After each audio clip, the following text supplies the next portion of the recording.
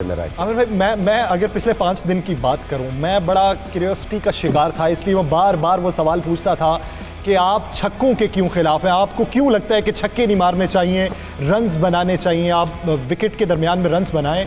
तो वो आज मैंने उसका नतीजा देखा कि जिस तरीके से विकेट के ऊपर रह के आपने वो रन्स बनाए, बाउंड्रीज की तरफ आप ज़्यादा नहीं गए। देखिए, आपकी क्रिकेट इसी वजह से पीछे गई है कि आप छक्कों की तरफ जा रहे थे। छक्कों ने आपको कुछ नहीं जिताया। मेरा ख्याल है कि इस ब्रांड ऑफ क्रिकेट को हम फॉलो करेंगे, कन्वेंशनल क्रिकेट को। लेट मी टेल यू, हमारी क्रिकेट बहुत आगे जाएगी। ये हमारा ब्रांड है।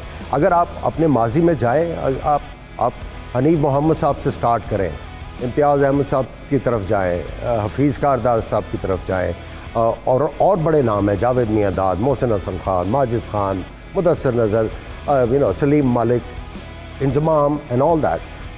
हमारा ब्रांड ऑफ क्रिकेट था कन्वेंशनल क्रिकेट का, ऊट पटांग शॉटों का नहीं था।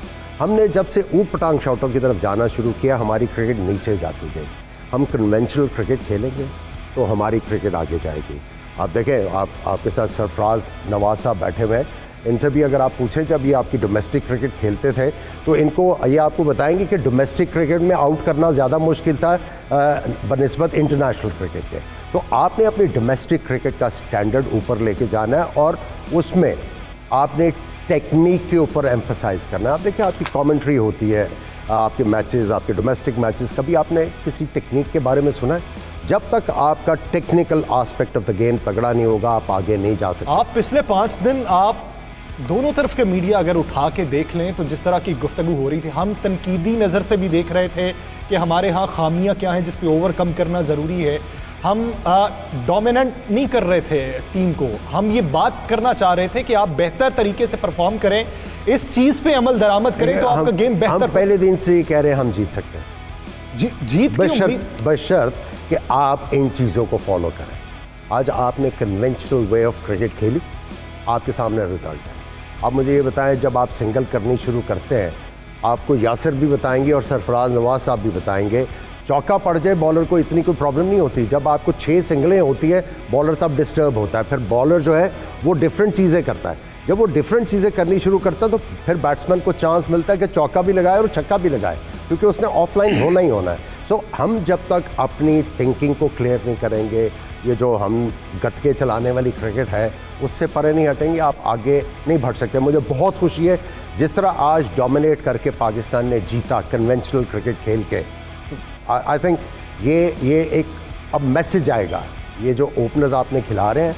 देखिए, जब हम लोग क्रिकेट खेलते थे, हमें दिखाया जाता था माजिद सादिक साहब, हमें दिखाया जाता था मुदस्सिर नज़र एंड मोहसिन हसन खान, कि इस तरह खेलोगे तो आपको मौका मिलेगा। तो जब इस तरह के अब लड़के खेलना शुरू करेंगे ऊपर, तो आपकी जो नेक्स्ट जनरेशन है इनको फॉलो करके आएगी जब, तो आपकी क्रिकेट और तगड़ी होगी। सरफराज साहब, आप क्या राय रखते हैं? आज जिस तरह हमारे बल्लेबाजों ने ओपनिंग जोड़ी स्टैंड कर गई और जिस तरीके से वो पावर प्ले के बाद भी विकेट के दरमियान में रन्स बना रहे थे, चक्रवर्ती जिसे मिजरी बॉलर इंडिया कहता था, उसको भी जिस तरीके से खेला गया, आज के मैच में ये हिकमत अमली और इस प्रेशर के अंदर इस हिकमत अमली को अपनाना, ये कितना मुश्किल काम होता है? देखें यासर, ये मैं आपको बता दूं कि अभी जो मैंने इंटरव्यू सुना है कोहली का, वो ऐसे एक्सक्यूज बना रहा है कि जी पहले पाकिस्तान ने टॉस जीता, हमें बैटिंग करा दी, पिच में ये था वो था। और मैं इस कोहली साहब को ये बताना चाहता हूँ कि ये क्यों नहीं कहते कि टॉस जीतने के बाद आगे भी गेम होती है। ये टॉस जीते तो उसके बाद मैच थोड़ा जीते ऐसे, उसके बाद उसको चाहिए था कि पाकिस्तान की बॉलिंग की तारीफ करता, पाकिस्तान की फील्डिंग की तारीफ करता। आज देखें, एक कैच भी नहीं छूटा, काफ़ी ऊंचे गेंद जाते रहे हैं और पाकिस्तान के फील्डरों ने बड़ी आसानी से जो कैचेस किए हैं उसकी नहीं उसने तारीफ की। और उसके बाद जो बॉलिंग पाकिस्तान की और फील्ड प्लेसिंग जो थी और कैप्टनसी जो थी उसकी तारीफ नहीं की, और अपने एक्सक्यूज लेम एक्सक्यूज बनाता रहा कि शुरू में पिच में ये था वो था। वही पिच हमारे बैट्समैनों के पास थी और किस तरह आसानी से खेल रहे थे।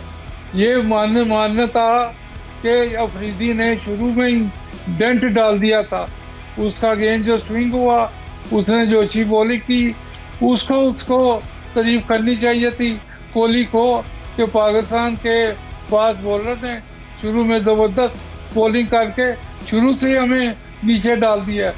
और मैं ये अफरीदी को बार बार कहता रहा हूँ मुख्तलिफ चैनल के ऊपर कि क्लोजर टू द स्टंप्स आके बॉलिंग करें, वहाँ से आप LBW भी मिलेगा, गोल्ड भी करेंगे, एज भी निकलें। तो ये मैंने बार बार उसको टीवी के ऊपर कहता, आज उसने क्लोजर टू द स्टंप जो बॉलिंग की है तो उसका आप देख लें इतना अच्छा नतीजा निकला। यासीन, इस प्लेटफॉर्म पे बैठ के आज खुशी सिर्फ इस बात पे है कि ऐसे वक्त में जब चारों तरफ एक तरह का तज्जिया जारी था और यहाँ पर किसी दूसरी तरफ का तज्जिया हो रहा था। कुछ रियलिस्टिक भी होना पड़ता है। जब आप खुद को ग्लोरीफाई कर रहे हों और दूसरे को डोमिनेट करने की कोशिश कर रहे हों तब भी ठीक नहीं होता। आप दोनों तरफ का अगर क्रिकेट तज्जिया बयान करें, एक दूसरे की खामियां और खूबियों को बयान करें और फिर उसको मद्देनजर रखते हुए आप मैदान में उतरने की तैयारी को बताएं कि अगर इस तरीके से उतरा जाए, डियो फैक्टर भी आप देखें, इस तरीके से बॉलिंग करवाई जाए, इब्तदाई तौर पर ही आप अगर पहले विकेट्स ले लें तो वो आपके लिए बड़ी अच्छी बात होगी। तो हरफ ब हरफ वही टेक्निक पर अमल दरामद होकर आज मैच पाकिस्तान के नाम रहा। तो ये हमारी भी जीत है, पाकिस्तानियों की भी जीत है, खेल की भी जीत है और क्रिकेट टीम की भी जीत है। मैं बढ़ूंगा यासिर भाई की तरफ। यासिर भाई, अगर वार्म अप मैचेस की पाकिस्तान की कारकर्दगी को देखा जाए और दूसरी तरफ भारत की कारकर्दगी को देखा जाए, भारत के प्लस पॉइंट्स ज़्यादा थे, बैटिंग ऑर्डर बड़ा स्ट्रांग था, बॉलिंग भी अगर देखी जाए तो उन्होंने आज 5 बॉलर्स खिलाए पाकिस्तान के खिलाफ कि शायद हम बड़ा टोटल करने से इन्हें रोक सकें। लेकिन इस सब के बावजूद आज जो भारत की हार हुई, क्या समझते हैं पाकिस्तान को कितना बूस्ट मिला?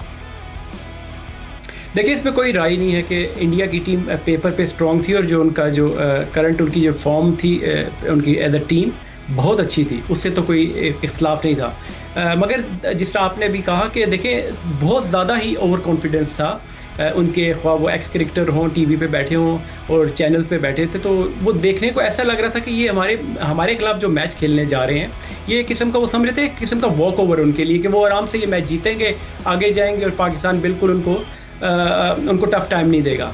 मगर हर चीज़ उसके बरक्स हुई और अल्लाह ताला की मदद भी उसमें बड़ी ही अच्छी तरीके से शामिल हुई कि आपने टॉस भी जीता और फिर पाकिस्तान ने आप कहें कि 40 ओवर तो पूरे हुए नहीं, 17 ओवर और 18 ओवर में हमने स्कोर पूरा किया। जितनी भी हमने क्रिकेट खेली, आई थिंक वो 19वें ओवर में थोड़ा सा हमें लेट डाउन हुआ, वो जो ओवर थ्रो हुई जिसकी वजह से 17 या 18 रन पड़ गए।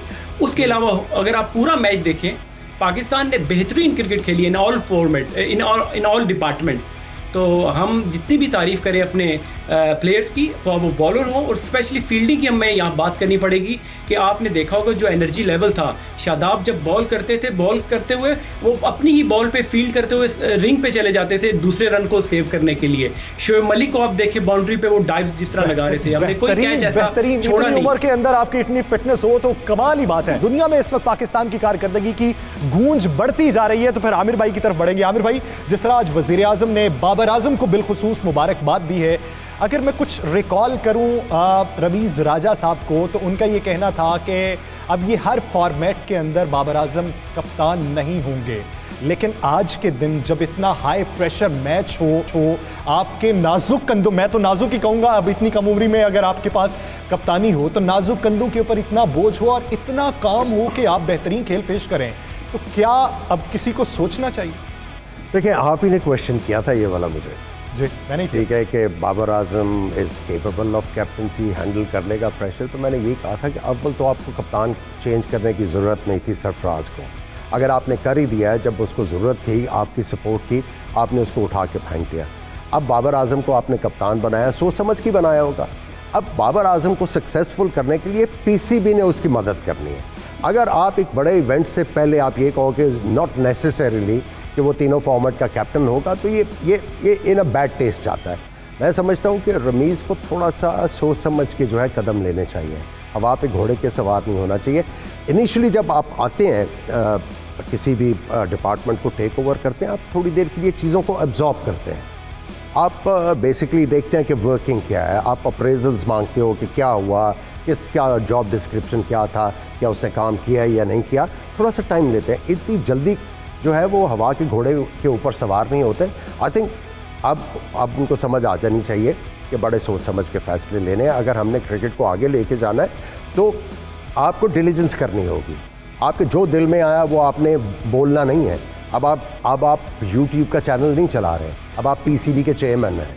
सो आपका वो जो आपको ओहदा मिला हुआ है, आपने वो जो एम्बियंस है उसको मैच करना है। मैं नाम नहीं लूँगा, आज मैंने बहुत से चेहरे ऐसे भी देखे जिन पे खुशी का इजहार नहीं था। वो है, वो होगा, लेकिन हमें तो खुशी है कि पाकिस्तान मैच जीता। और खुशी ये है कि आज पाकिस्तान ने जो पाकिस्तान के साथ एक ब्रांड एसोसिएट होता था टेक्निकल क्रिकेट का, उसके ज़रिए आज हमने क्रिकेट जीती है।